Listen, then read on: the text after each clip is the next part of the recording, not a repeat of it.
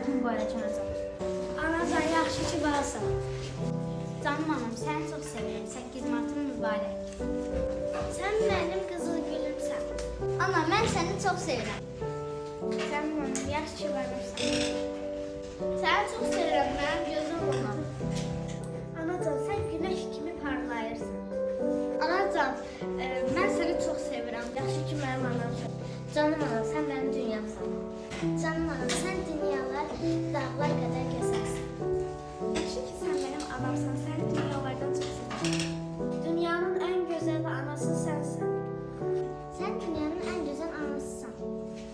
Canım anam, 8 Martın mübarək.